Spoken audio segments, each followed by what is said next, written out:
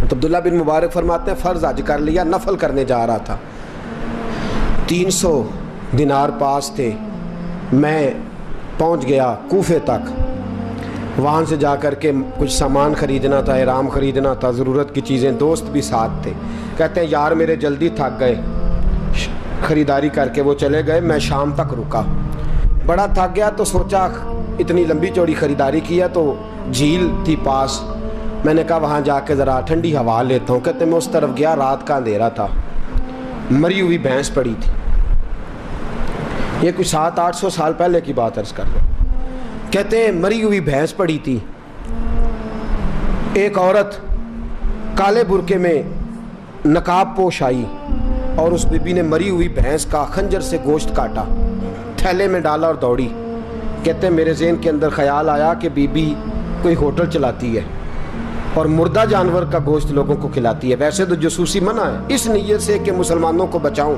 اس کے پیچھے ہو لیا۔ کہتے ہیں وہ گلیاں گزرتی گزرتی کوفے کی تنگ گلی میں گئی، ایک بڑا سا دروازہ لکڑی کا، بڑا پھاٹک جو پرانے شہروں میں ہوتے ہیں، کہتے ہیں اس بڑے پھاٹک پر اس نے زور زور سے دستک دی، دونوں ہاتھوں سے دروازہ کھلا، وہ عورت اندر داخل ہوئی تو 3-4 بچیاں جھٹ سے اس کے گرد کٹھی ہو گئیں، اماں کچھ لائی ہو؟ تو رونے لگی، کہنے لگی میں کچھ نہیں لا سکی، کہنے لگی یہ مردہ جانور کا گوشت ہے، اور حضور نے فرمایا جب مرنے لگو تو مردار کھا کے بھی جان بچا لو، اب میں دیکھتی ہوں تم سے کھڑا نہیں ہوا جاتا، نہ کھاؤ گی تو گر پڑو گی، یہ مردہ ہی ہے پکا لو۔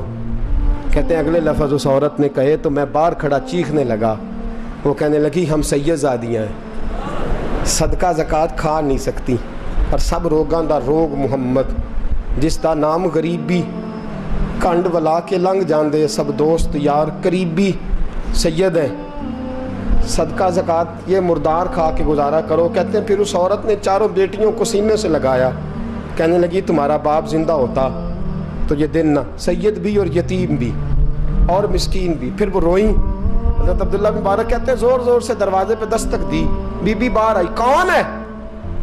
تو میں نے کہا میں عبداللہ بن مبارک ہوں، محدث ہوں، زمانہ مجھے جانتا ہے، میرے شاگردوں کی لسٹ بڑی لمبی ہے۔ کہنے لگی اچھا تو؟ کہنے لگا یہ 300 دینار ہیں، تو مہربانی کرے تو رکھ لے، چلے اپنا کام کریں ہم جانے ہمارا۔ کہتے میں نے زمین پہ گھٹنے ٹیک کے نا تو سید زادی کے آگے ہاتھ باندھ دیے، میں نے کہا میں نوکر ہوں، تم اولاد ہو، میں خادم ہوں، تم نسل ہو، مہربانی کرو، مہربانی میرے اوپر مہربانی، پیسے رکھ لو۔ کہتے ہیں میں نے وہ پیسے دیے، میں واپس لوٹا، یار کہنے لگے چل، میں نے کہا نہیں میں نے نہیں حج کرنا، کہنے لگے کوئی نیا پلاٹ لینے کا پروگرام بن گیا، کوئی نئی انویسٹمنٹ، لوگ تانے دیتے ہیں نا، پر جے کر یار دے نام دا ملے میڑا، ان چولی پا لئیے پنجے سٹیے نا، جے کر یار دے نام دی ملے سولی، چھوٹا چھوٹ لئیے پشانٹیے نا۔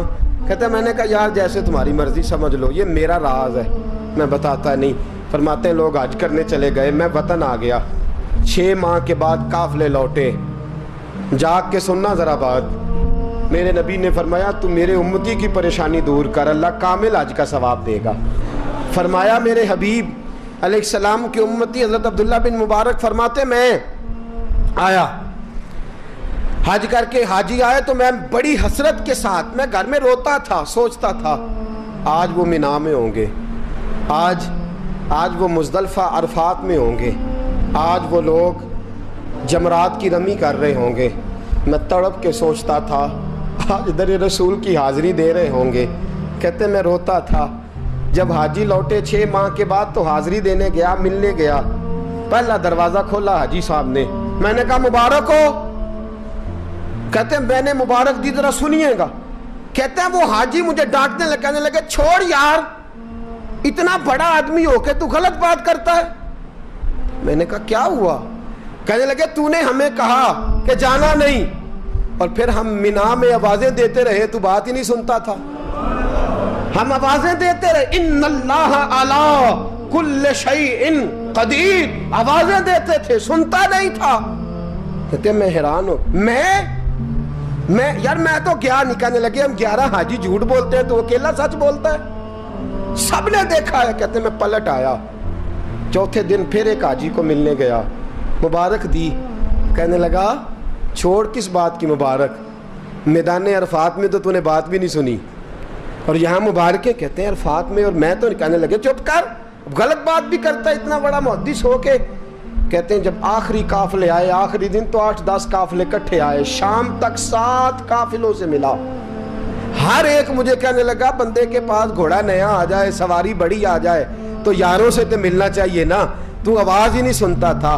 फरमाते हैं मैं थक गया कि इलाही माजरा क्या है, मैं तो यहाँ इस शहर की गलियों में फिरता रहा और ये सारे हाजी क्या क्या रहे हैं। फरमाते हैं रात को हजरत रबी बिन असलम, वो बहुत बड़े बुजुर्ग मुहद्दिस थे, वो भी हज करने गए, दरवाजे पे दस्तक दी, बाहर आए तो झगड़ने लगे। कहने लगे तूने मुझे किस मुश्किल में डाल दिया है।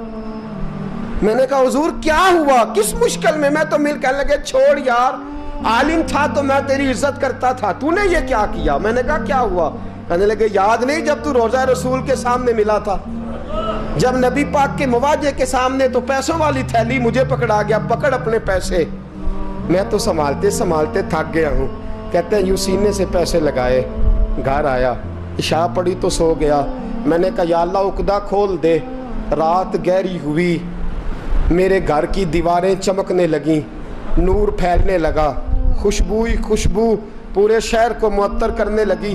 कहते हैं मैंने आंख झपकी तो सामने अल्लाह के रसूल तशरीफ फरमा, सामने महबूब तशरीफ फरमा है। ख्वाब मेरी विच आया माही, मैं उहदे गल विच पा लईयां बावां ते डर दी मारी अख भी न खोलां किते फिर विछड़ ना जावां। फरमाते मैं महबूब पाक की जियारत की तो नबी पाक अलैहिस्सलाम का दीदार करके फूट फूट के रोया। अब मेरा दिल था हुजूर बोले कोई बात करें, महबूब बोले लब खोले। फरमाया क्या। हुजूर ने फरमाया मैं तुझे कितने और गवाह भेजूं कि तेरा हज हो गया है। मैं कितने गवाह भेजूं कि हज तेरा बेपरवाही वेख सज्जन दी, जिथे किसे दी पेश ना जावे उन्हें ताजा वाले दर दर रोले, मंगते हैं तख्त बिठावे आजम किसे नु कारा मिल दई, किसे नु कारा, किसे नु कारा मिल दई, कोई काबे हो खाली आवे। फरमाया कितने गवाह भेजूं कि हज हो गया। मेरे हबीब ने फरमाया उठ के थैली खोल के गेल ले, तूने 300 दिनार दिए थे, मैंने 600 करके वापस किए। फरमाया किन। हजरत अब्दुल्ला बिन मुबारक ने 60 हज फरमाए। उसके बाद कितने हज किए, एक फर्ज किया हुआ था 61 हो गए। फरमाते मैं बार बार गया और जब बुलाया सरकार ने खुद ही इंतजाम हो गए। फरमाते हैं बार बार मेरे हबीब ने फरमाया तू आ चाहे ना आ, रब ने तेरे नाम का फरिश्ता बना दिया है जो कयामत तक तेरी तरफ से हज करता रहेगा, कयामत तक तेरी तरफ से मिना मुजदलफा अरफात जबले रहमत पे आता रहेगा, मेरी बारगाह में दुरूद पढ़ता रहेगा, हज फरिश्ता करेगा, सवाब अल्लाह तेरे नामा अमाल में लिखेगा। मेरे दोस्तों मेरे नबी ने फरमाया मेरे उम्मती की एक परेशानी दूर कर, अल्लाह कबूल हज का सवाब अता फरमाएगा। गरीबों का हज है कि नहीं, बोले इशराक चाश्त पढ़ हज है, 2 लोगों की सुलह करा हज है, उलमा की नौकरी कर, एक एक दफा 70-70 हज तुझे मिलेंगे। और मेरे रसूल पाक सल्लल्लाहु अलैहि वसल्लम ने फरमाया सौखा हज है, सामने अब्बा जी हैं, सामने अम्मा जी हैं, बार बार प्यार से देख, बार बार हज कर, बार बार प्यार से देख और किसी गरीब की मदद कर दे, सड़क पार करा दे, मेडिकल स्टोर से दवाई ला दे, किसी की नौकरी कर दे, बच्चा घर में नहीं अब्बा जी बीमार हो गए, जा भाग के तू चचा को छोड़ा डॉक्टर तक, तू नेकी कर, अल्लाह तुझे पूरे हज का सवाब अता फरमाएगा। हज बड़े हैं, करने की तैयारी करो, हज का बड़ा मौका हमें मुयस्सर आता है, बस प्रोग्राम बनाओ। सही मुस्लिम की हदीस, किताब का नाम क्या है, और बड़ी मजबूत हदीस मेरे नबी पाक सल्लल्लाहु अलैहि वसल्लम फरमाते हैं कुछ लोगों को अल्लाह क़यामत में खड़ा करेगा और खड़ा करके फरमाएगा चलो जन्नत में जाओ। अर्ज करेंगे मौला हम तो पापी गुनाहगार, पता सारा सरदार नू कीतियां दा, हम तो बड़े गुनाहगार, किस वजह से जन्नत। फरमाया तुम्हारे हज की बरकत से, तुमने हज किया था ना उस बरकत से जन्नत। तो बंदे अर्ज करेंगे मौला हम तो माड़े थे, गरीब थे, गए ही नहीं, हज किया ही नहीं, तो तू हज की वजह से माफ कर रहा है।